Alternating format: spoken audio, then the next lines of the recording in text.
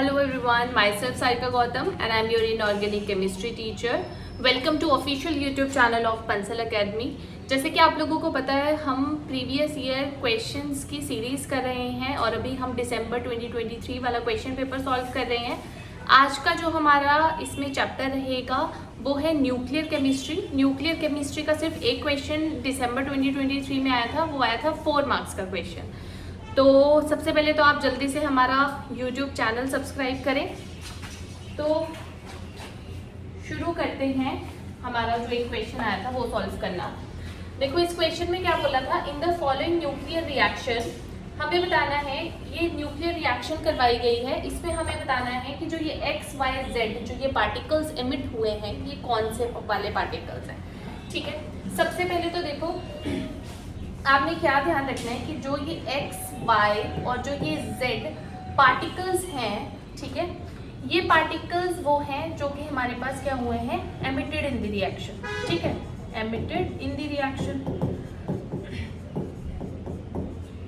तो इसको सॉल्व करते हैं। देखो सबसे पहले हमारे पास देखो वही स्टूडेंट इस क्वेश्चन को सॉल्व कर पाता जिसको क्या पता होता, जिसको ये पता होता चीजें कि देखो अगर हम देखें यहाँ पे 3 एलिमेंट्स दिए गए हैं, यूरेनियम, नेपच्यूनियम, ठीक है, एंड प्लूटोनियम। ठीक है, अब इन सभी का एटॉमिक मास लिखा है, ठीक है, 238,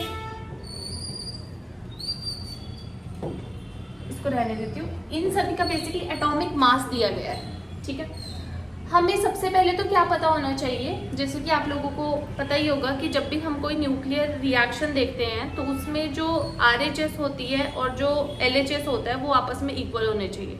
ठीक है, जैसे कि ये है A से B + C बन रहा है। ठीक है, तो ये A B इसका एटॉमिक नंबर हो गया, इसका सपोज C D हो गया, इसका E F हो गया। तो हमारे पास क्या होना चाहिए, A should be equal to C + E, ठीक है, and B should be equal to D + F, ठीक है, RHS should be equal to LHS। ठीक है, हमारे पास ये वाली चीज होनी चाहिए। तो इसके लिए हमें यहाँ पे क्या पता होना चाहिए, एटॉमिक जो नंबर है, एटॉमिक जो मास है वो तो दिया है लेकिन एटॉमिक नंबर नहीं हमारे पास दिया। तो सबसे पहले तो वही स्टूडेंट इसको सॉल्व कर पाता जिसको इसके एटॉमिक नंबर पता होते। अब एटॉमिक नंबर की बात करें तो हम इसको करते हैं जो F ब्लॉक एलिमेंट वाला चैप्टर है, एक्टिनाइड्स में हम इसके एटॉमिक नंबर्स करते हैं। ठीक है, तो यूरेनियम का जो एटॉमिक नंबर होता है वो होता है 92, ठीक है, नेपच्यूनियम का 93 और प्लूटोनियम का 94 होता है। ठीक है, तो अब देखो अब इस क्वेश्चन को करते हैं सॉल्व।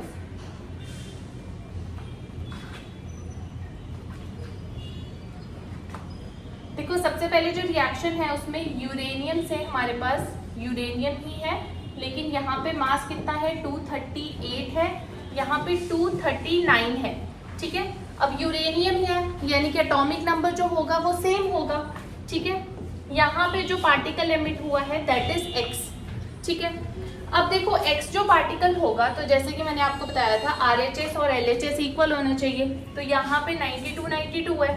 ठीक है, यानी कि यहाँ पे जो एटॉमिक नंबर होगा वो 0 होगा। अगर यहाँ पे बात करें तो -1 होगा। तो क्या ऐसा कोई पार्टिकल होता है, ऐसा तो कोई पार्टिकल नहीं होता है।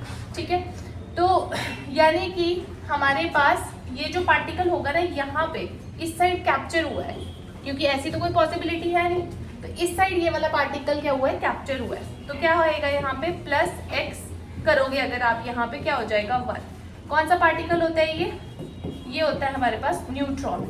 ठीक है, यानी कि फर्स्ट वाले स्टेप में जो ये X है वो क्या है, न्यूट्रॉन है। ठीक है, तो न्यूट्रॉन जो है वो सेकंड और फोर्थ ऑप्शन में है, यानी कि थर्ड और फर्स्ट वाला ऑप्शन तो इनकरेक्ट हो गया। ठीक है, इसके बाद देखते हैं इससे नेक्स्ट वाली रिएक्शन। इससे नेक्स्ट वाली रिएक्शन में क्या हुआ है, यूरेनियम से हमारे पास बना है नेपच्यूनियम। ठीक है, और Y पार्टिकल एमिट हुआ है।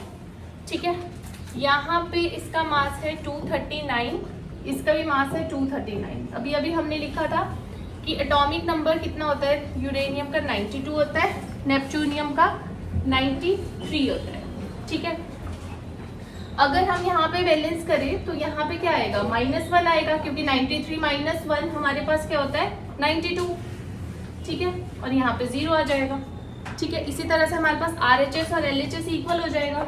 ठीक है, कौन सा पार्टिकल होता है ये, दिस इज बीटा पार्टिकल। ठीक है, यानी कि हमारे पास सेकंड कौन सा वाला है, बीटा पार्टिकल है। ऑप्शन 4 करेक्ट आ गया, क्योंकि यहाँ पे तो पॉजिट्रॉन है, विच इज रॉन्ग। ठीक है, उसके बाद